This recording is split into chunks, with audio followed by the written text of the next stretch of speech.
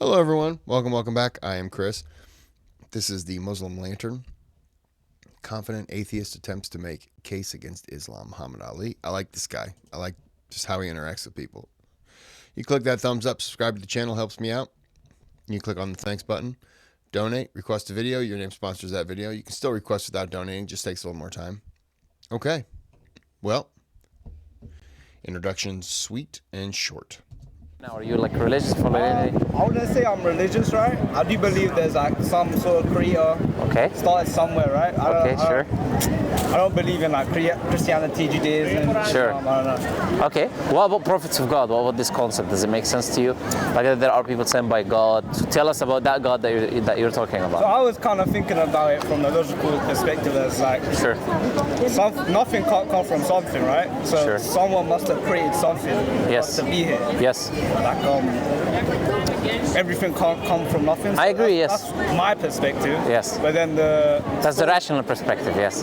Yeah. But then there's like so for example, Islam and Christianity, they tell a story of different. I don't want to get into it because let's get into it. I don't know too much about it, right? Let's get into it and talk about whatever and then we see where we are. Like England's like a Christian country, right? So yes. I learned the story of Jesus. Sure. Bethlehem, he was born in a manger and stuff like that. Sure.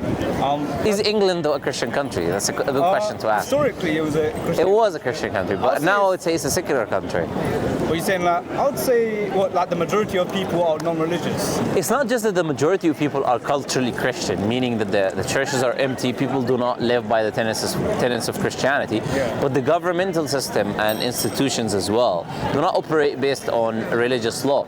So when you go to the court, it's not based on religious law. I wouldn't necessarily that defines whether a country is religious, right? So if the people are not practicing the religion and the government is not adopting the values, then what makes it a Christian country? I hear that. So if the people are not practicing the religion, I would agree it's not a religious country. But if the government does not practice on religion, I think that's almost a good thing, right? Because that's... Why is it a good thing? It's not a good thing, but it's not a bad thing, right? It doesn't define whether a country is religious. No, I think it's a part of the equation, because you could have, even if the people are not really practicing, but the government itself speaks out. For example, the government itself has crosses, the government itself has the Pope in every initiation of their practices. The government continuously mentions that we are a Christian nation. If this is the case, even if the people are not to, because the people will sooner or later start practicing if this is the case.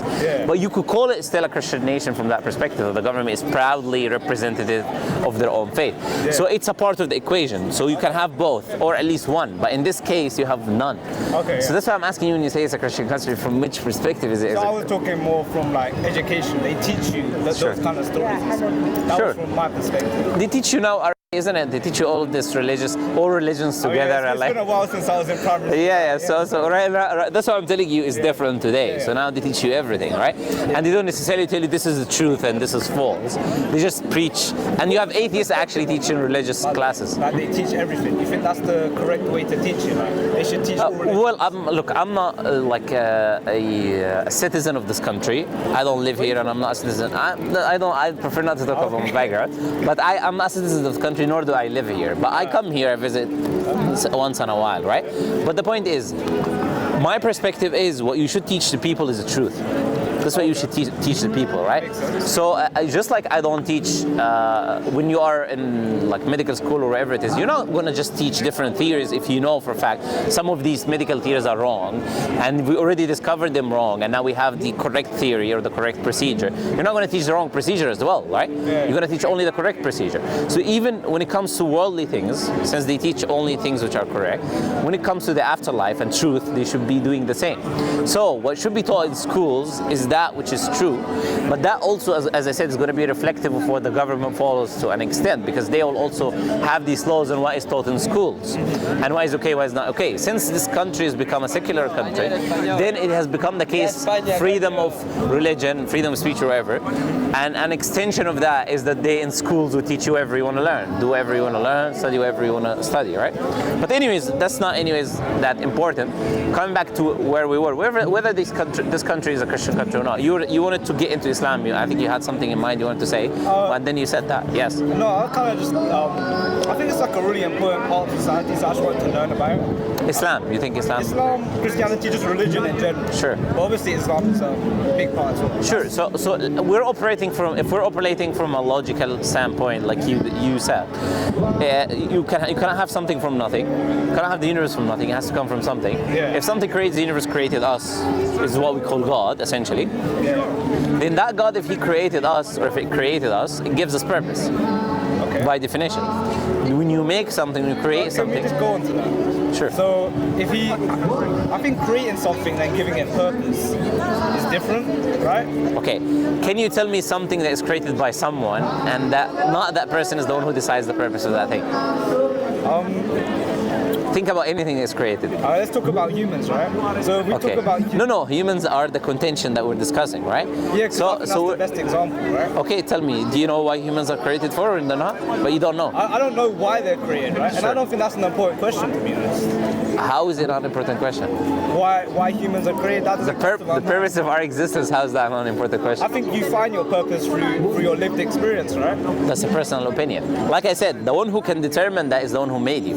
So the one who made you can either tell you, I made you for no reason, which makes no sense, because if we just said that creator is a knowledgeable creator looking at the universe, created everything with a purpose, he's not going to just put us there for no reason. So if that creator tells you that I've created you for no purpose, then you can come to the conclusion as you said. But anything which is made or created by definition, using common sense and logic, is created and made by an entity, you determine its purpose. Like the person who made this phone, determine the purpose you're going to use it is for communication. The person who made your bag, is he going to collect and have stuff, store it and use it, right? The person who made the jacket is to, like, it's, if you make something. Now. So Okay, may sure. I ask you, like, why you think you were created then? Okay, it's coming back to what I said. The reason we say we exist here in this life is what Allah, the Creator, has told us. Allah said in the Quran, He's put us in this life as a test. Whether we'll choose His path and path of goodness and obedience to God, worshiping God, or we will choose the path of Satan and our desires and what we want. Apologize for not pausing. I just enjoy the way he talks. So I'm just listening to him. I'm pausing it now just to say that I'm just enjoying the conversation. I would love to be a fly on the wall on these types of things and just listen. So why we believe we exist in this life is that we're being tested every day and every moment of our life until we die. Which path are we going to choose and which path are we going to live on? Who told me that is the Creator who created me, is the one who told me that is the purpose why He created me. So it's not something that I come up with. I think that's really interesting, right? But I think that's a really linear way to think about it. Like there's this path, the good path, and there's this path, the bad path, right? Sure.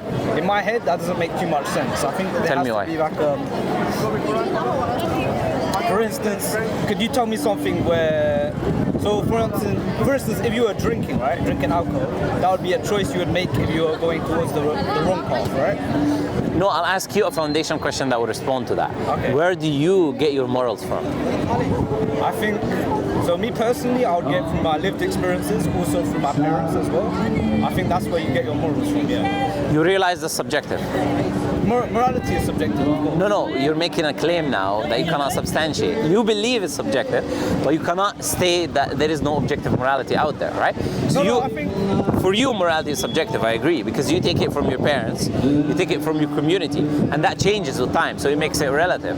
So that means if I take you and in a time machine and put you 4,000 years in the past, you probably believe slavery is fine, because it was a part of the society, right? We say, morality is objective. Slavery was wrong that time and is wrong today. There's no difference between whether you lived that time or you live today. Also, if morality is subjective according to you, then there is no morality. Because if you can think based on your own subjective experience, killing is good, another person can think is bad, then killing itself cannot be looked at an abstract of you and me because it's subjective. So therefore, there is no right or wrong. It's just personal opinion and desires. And that's based on that you live in chaos. So your example of alcohol should depend on your worldly parameter of where do you get your morality from. So from an Islamic point of view, we don't say morality is subjective, we say it's objective. What makes it objective is it comes from an all-knowing being. It comes from an all-knowing, all-true being, all-good being, whatever, right? So therefore, whatever He decides, because He created us and He made us and He knows us more than we know ourselves, it makes it an objective moral May I say teaching something? or command. I really Yes. appreciate what you're saying. So Okay. it gives me a different perspective. No problem. So I really appreciate it. But so you're saying like Allah, for example, he's all knowing, right? Uh-huh. So he teaches you how to live basically in this world. He's all-knowing, and he is the truth, and he created you, which is very important. So if he made you, he knows everything about you. So by definition, he would know what would be good for you because he made you, and he knows what would be bad for you. Yeah, okay. The problem for me, right, is that the lack of understanding, right? Because he's an all-knowing being, right? And he's telling me, for instance, don't drink, right? But I don't understand why I shouldn't. Really? No, I mean, that's No, but that's how. that's an example. Sure, okay. That's an example. But You first, get what I'm saying? let's agree. You understand why God said don't drink, I'm right? saying that's a really simplistic view. Sure. But we can get into like the. No problem. Let me answer that. Okay. Are you an all-knowing being? Of course. Okay, so as an extension of that, you wouldn't know the purpose behind everything the Creator tells you. Now, when I was younger and my father told me to do certain things, I didn't necessarily need to understand everything. He had more knowledge and wisdom than me, and he wanted good for me. I followed based on me knowing that. If I follow everything based on my understanding, then I'm trying to take the position of God. I'm not following God. I'm following what is convincing to me. So we're back to the desires again. So there is a limit to the things you can understand. But in Islam, I would say the overwhelming majority, even to the extent of 99%, if not 100%, you can offer a rational, logical justification behind why God commands you to do these things. So I would really love to like. Yeah, so you mentioned alcohol as an example, and I don't I think even need alcohol is a to. really easy one to Okay, justify, sure. right? Yeah, then you can ask about something else, right? Like you brought it up. So Like I was saying, I don't Yes. know too much about it, right? Sure, So I'd yes. love to learn about it. Yes. But I think, obviously, I'll read this, right? Sure. Maybe one day we'll meet again and we'll have another conversation. Sure, That'd be great. but then keep in mind what I said. If you say that you believe in a creator, then he made you, then he's the one who gives you purpose. So I think in your life right now, if the creator has a purpose for you, then the most important thing in your life is to figure out what that purpose is. Because if there is an afterlife, as overwhelming majority of people can say believe, if there is an afterlife, then when you die, if that afterlife is based on how you lived your life over here, then you need to know what the purpose that the creator wants from you, because your life in the afterlife will be dependent on that purpose. 100%. Yeah, I agree with that. Yeah. But I think it comes down to the fact if you believe that this creator is all-knowing. It's not about belief. No, but you would agree. It's all about belief. No. You should agree that the creator is all-knowing because you believe the creator created the universe. Okay, The universe. but I would disagree that my. So I understand where he's coming from. He just has a problem.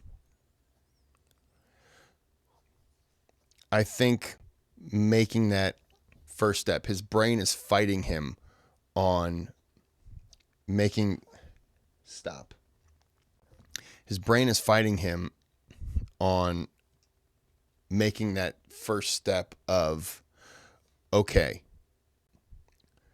we've agreed on this and this and this, but his brain is saying, we've agreed on this and this and this, but we can also come up with reasons why it's not exactly true.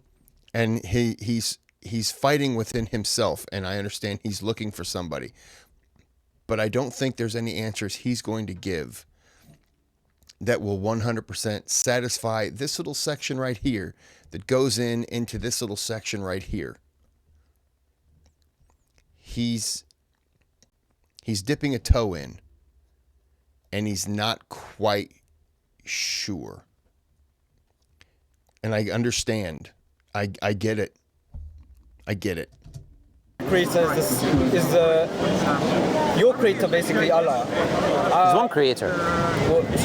What's the? There is only one creator. Look, when you agree, creator created the universe, by definition, that necessitates the creator. This is what the point I'm trying to make. That necessitates the creator must be not bound by time and space the way we are, because the created time and space continuum. So you will see present, past, and future. It necessitates all knowing from the aspect of created all of these complex things that we can even comprehend, let alone don't. So if you, the minute you say you believe the Creator created the universe, we're already in agreement there. So there's nothing to argue about. 100%. Just from a rational perspective. Yeah. Yeah, 100%. But you said that it's not about faith, right? That's where I'll disagree. Because you That have... the Creator has these attributes. This is what I'm saying is not about faith. It's just common Okay, sense. no, that's common sense, right? Yes. But the faith bit is kind of the fact that this book, that you're believing that this book is the truth. That's not also belief. You haven't asked me why I believe it. Right? You know, if that would be a great question. I have to know now, but... No problem. it's great Okay. speaking to you. I really appreciate Let me give you my channel, because on my channel I'll show you one video where I talk about why this book is from God. So you don't say that it's just like belief, because it isn't belief, right? So I'll go to YouTube and I'll just show you the video. Can you put the Muslim lantern? The Muslim lantern. And then compelling evidence for the truthfulness of Islam. You can research that. Is this you? Yes, that's me, yeah. So, let me go to... This guy's getting other people to go to his channel? Why would you do that? Kris. It's a great channel, I hear. You should go there. Binge all the videos that are not in any particular order. To the video, it's probably in one of these playlists, yeah? Go to the playlist, Islamic lectures. Your internet is a little bit there. Yeah, okay. Here, compelling evidences. This 1 hour, 15 minutes. I talk about why, for a fact, this has to be from God. So This is the truth from God. That's yes, yes. And my channel is a reflection of why no other faith is the truth from God as well. Where I would provide you, just like I did in this conversation, rational, objective reasoning and evidences why it isn't from their own traditions. So you're welcome to watch that. Yeah, okay. That's great. No problem. It's a pleasure talking to you. Right? Yes, Muhammad. Ash, yes, no problem. Nice talking to you, Ash. I'll go this way. Yeah, no problem. Bye-bye. See you. Okay. I like this guy. I like his channel. I'll probably do some more of those. I'd like to do that one video he recommended. But I got dogs who are hungry, and they're looking at me, and they're very angry, so I have to let them out and feed them. So I have to cut this short. I didn't talk a whole lot because I just enjoy listening to him. So I apologize if you were expecting more from me. But until next time, have a good day, have a good night.